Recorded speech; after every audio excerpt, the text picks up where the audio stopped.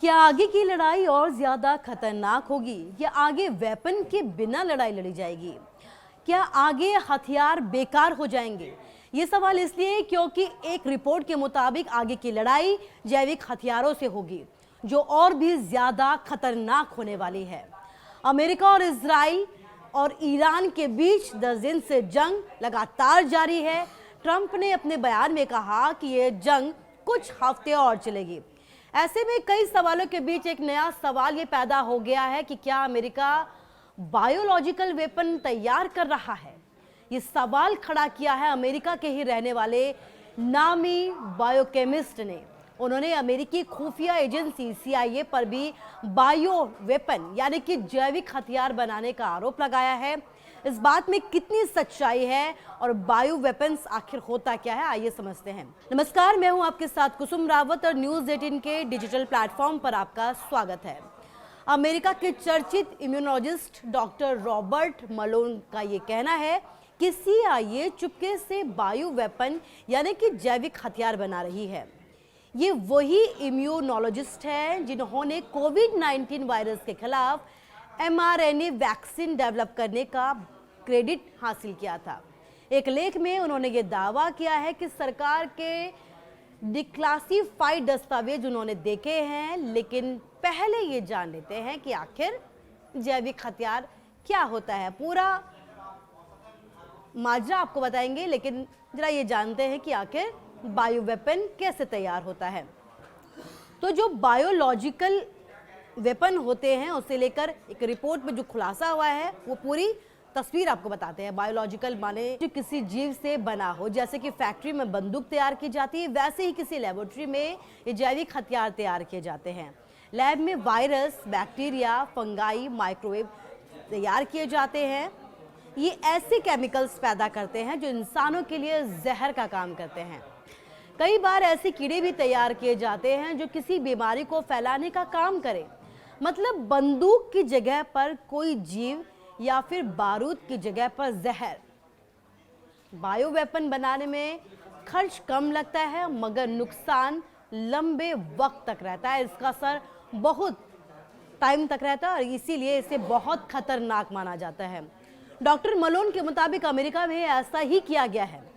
उन्होंने दावा किया है कि कोल्ड वॉर के वक्त बायोलॉजिकल वेपन्स प्रोग्राम के डेटा को भी स्टडी किया गया है। रिपोर्ट के मुताबिक डॉक्टर मलोन का ये कहना है कि कोल्ड वॉर के दौरान एक प्रोजेक्ट 112 चलाया जा रहा था। ये बायोलॉजिकल वेपन्स प्रोग्राम था। इसके जरिए वैज्ञानिक ये पता लगाने की कोशिश कर रहे थे कि कैसे बीमारी वाले जो कीटाणु हैं वो कैसे यहाँ पर बीमारी फैला सकते हैं, और इसके लिए कीड़ों का इस्तेमाल किया गया। एक उदाहरण से समझते हैं कि ये काम कैसे करता है। आपने शायद किल्ली के बारे में सुना होगा। कुत्तों, मवेशियों को लगने वाला एक तरह का कीड़ा होता है। अंग्रेजी में इसको टिक कहते हैं। डॉक्टर मलोन ने बताया कि 1960 के दशक में अमेरिका के कनेक्टिकट राज्य में एक फेडरल लैब के पास बड़ी संख्या में टिक्स छोड़े गए थे, मगर बाद में यहीं पर इनसे होने वाली बीमारी लाइम डिसीज सबसे पहले पाई गई थी। लेकिन ये टिक्स ऐसे ही नहीं छोड़ दिए जाते। जैसे GPS होता है, आपकी लोकेशन बताता है, वैसे ही इस टिक्स पर रेडियोएक्टिव कार्बन 14 चिपका दिया जाता है और इससे वैज्ञानिक इस टिक्स के मूवमेंट को लगातार ट्रेस करता रहता है कि आखिर कहाँ तक ये बीमारी फैली और अब तक इसका असर कितना हुआ। पहले भी ऐसा हुआ है। डॉक्टर मलोन ने इसको लेकर भी दावा किया है कि 2005 में अमेरिकी कांग्रेस ने इससे जुड़ी जांच की मांग की थी। इस पूरे मामले पर लगातार जांच को लेकर प्रदर्शन भी किया गया था। कांग्रेस ने सवाल किया था कि क्या फेडरल एजेंसियां बीमारी फैलाने वाले इन कीड़ों को युद्ध में इस्तेमाल करने के लिए एक्सपेरिमेंट कर रहे हैं। सरकारी एजेंसियों ने तब इन आरोपों को खारिज कर दिया था। अमेरिका के अलावा उसके दोस्त इजराइल पर भी लगातार ऐसे आरोप लगते रहे हैं।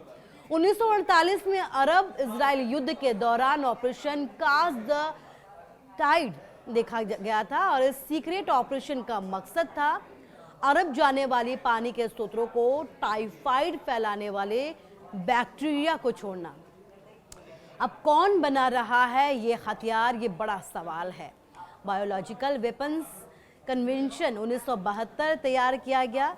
एक ये समझौता है जिसके तहत बायोलॉजिकल या टॉक्सिक वैक्सीन डेवलप करना, बनाना या ट्रांसफर करना या इकट्ठा करना, इस पूरे जो इसके इस्तेमाल को लेकर यहाँ पर रोक लगाई गई थी। भारत ने इस समझौते पर बाकायदा साइन किया है।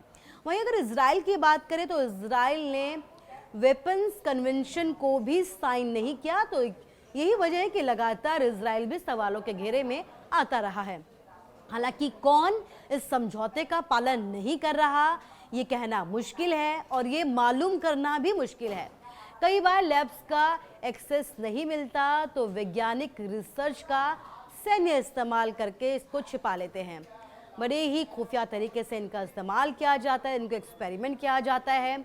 बायो वेपन का इस्तेमाल नैतिकता पर भी सवाल खड़े करता है उन देशों के, जबकि में इसके इस्तेमाल पर पूरी तरीके से रोक है, क्योंकि इसका इम्पैक्ट सिर्फ शारीरिक नहीं होता बल्कि मनोवैज्ञानिक भी होता है, जिसका असर बहुत लंबे वक्त तक रहता है। आपकी क्या राय है बायो वेपन हथियारों को लेकर? हमें कमेंट्स बॉक्स के जरिए ज़रूर बताएं।